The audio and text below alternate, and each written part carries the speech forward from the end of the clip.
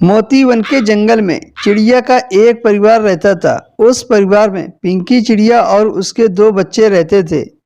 पिंकी चिड़िया की एक बेटी का नाम स्वीटी चिड़िया था, वो उसकी खुद की बेटी थी।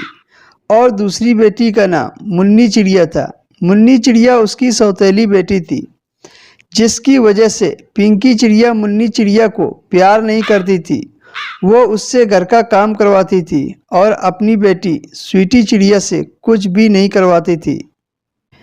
एक दिन पिंकी चिड़िया मुन्नी चिड़िया से बोलती है, जाओ जंगल जाकर कुछ अनाज के दाने लेकर आओ, हमें भूख लगी है। माँ, मेरे साथ स्वीटी चिड़िया को भी भेज दो, हम दोनों बहनें साथ साथ चली जाएंगी तो अनाज ज्यादा इकट्ठा हो जाएगा। नहीं, मेरी बेटी जंगल नहीं जाएगी, वो अभी नाजुक है, उसके पैरों में दर्द होने लगेगा। तू अकेली जा और अनाज के दाने जल्दी लेकर आ। तभी मुन्नी चिड़िया अनाज के दाने लाने के लिए जंगल चली जाती है और शाम तक घर वापस आ जाती है। पिंकी चिड़िया और स्वीटी चिड़िया दोनों मिलकर दाने चुगने लगते हैं और मुन्नी चिड़िया को दो चार दाने देते हुए बोलती है, ये ले खा ले, बस तुझे इतना ही मिलेगा, बाकी मैं और मेरी बेटी खाएगी। हम लोग सुबह से भूखे हैं। अगली सुबह पिंकी चिड़िया फिर से मुन्नी चिड़िया को खाना लाने की तलाश में भेजती है, तो मुन्नी चिड़िया जाने से मना करने लगती है और कहती है, मैं आज अकेली नहीं जाऊंगी, इस स्वीटी चिड़िया को भी मेरे साथ जंगल भेजो। अरे ओ महारानी, मैं तुम्हारे साथ जंगल दाना लाने के लिए नहीं जा रही हूँ, मेरी नाजुक कलाई है, कहीं मुड़ गई तो, और वैसे भी ये काम तो तुम्हारा है, मैं अपने दोस्तों से मिलने जाऊंगी। हाँ हाँ, मेरी बेटी नहीं जाएगी, वो तो मेरी सगी बेटी है, वो क्यों जाएगी, तू जा और शाम को जल्दी घर लौट आना। उसके बाद मुन्नी चिड़िया उदास होकर जंगल दाना लाने चली जाती है। तभी घर पर पिंकी चिड़िया स्वीटी चिड़िया से बोलती है, और मेरी प्यारी बेटी क्या खाओगी? नहीं माँ, कुछ नहीं। माँ, घर पर तो इतना सारा भोजन पड़ा है, तो तुम मुन्नी को दाना लाने के लिए क्यों भेजती हो? बेटी, ये दाने तो मैं तुम्हारी शादी के लिए इकट्ठा किए हैं। माँ, मैं अभी शादी नहीं करूँगी, तुम मुन्नी चिड़िया की शादी कर दो। अरे, इतना सारा अनाज मैंने तुम्हारी शादी के लिए इकट्ठा किया है, उस सौतेली बेटी के लिए नहीं, और वैसे भी उसकी शादी नहीं करूंगी, उसको घर पर नौकरानी बनाकर रखूंगी। अच्छा माँ, मैं जा रही हूँ, शाम तक घर लौट आऊंगी।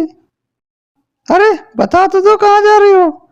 मैं अपने दोस्त गोलू चिड़ा के पास जा रही हूँ, शाम तक वापस आ जाऊंगी। इतना कहकर स्वीटी चिड़िया वहां से चली जाती है। कुछ देर के बाद पिंकी चिड़िया के ऊपर नारियल गिरता है, जिससे वो घायल हो जाती है और वो दर्द से रोने लगती है। अरे मैया रे, मर गई, बचाओ, कोई तो बचाओ। इतने में वहां पर उसकी बेटी स्वीटी चिड़िया और मुन्नी चिड़िया भी आ जाती है। पिंकी चिड़िया अपनी बेटी से बोलती है, स्वीटी, मुझे उठाओ, बहुत जोर का दर्द हो रहा है, मेरी मदद करो। मैं क्यों उठाऊं, खुद उठो, नहीं तो ये मुन्नी चिड़िया तुम्हें उठाएगी, मुझे ये सब करना नहीं आता है। तभी मुन्नी चिड़िया पिंकी चिड़िया को उठाकर बैठा देती है और उसके सिर पर मलहम लगा देती है। एक दिन मुन्नी चिड़िया घर पर नहीं होती है, तो पिंकी चिड़िया अपनी बेटी से कहती है, बेटी, ये बाम मेरे सिर पर लगा दो, ये लो बाम, और अपने सिर पर खुद लगा लो, मैं नहीं लगा पाऊंगी, और मुझे ज्यादा परेशान मत करो। तभी स्वीटी चिड़िया सोचती है, मेरी माँ तो अब काम की नहीं रही, अब तो मुझे ही इनकी देखभाल करनी पड़ेगी, मैं तो पक जाऊंगी इनके साथ रह रहकर। ऐसा करती हूँ, गोलू चिड़ा के साथ दूसरे जंगल भाग जाती हूँ। उसके बाद स्वीटी चिड़िया अपने दोस्त गोलू चिड़ा के साथ भाग जाती है। तभी उधर मुन्नी चिड़िया अपने माँ के पास आ जाती है और बोलती है, माँ, आपने अपने सिर पर मलहम लगाया कि नहीं? बेटी, मुझे माफ कर दो, मैं तो तुम्हें सौतेली समझकर परेशान करती रहती थी। और घर का सारा काम भी तुमसे ही करवाती थी। मुझे माफ कर दो बेटी।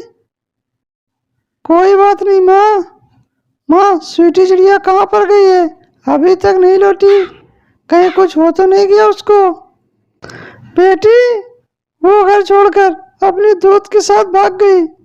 जिसे मैं अपना समझती थी वो पराई निकली, और जिसे मैं पराई समझती थी वो अपना निकली। बेटी, मुझे माफ कर दो।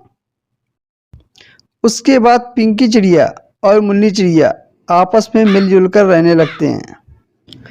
दोस्तों, इस कहानी से हमें यह सीख मिलती है कि हमें सौतेला समझकर उन पर अत्याचार नहीं करना चाहिए। हमें सभी को बराबर बराबर प्यार करना चाहिए। दोस्तों, कहानी आपको कैसी लगी कमेंट में ज़रूर बताएं। वीडियो पसंद आई हो तो वीडियो को लाइक कर दें, शेयर कर दें और हमारे चैनल को भी सब्सक्राइब कर लें।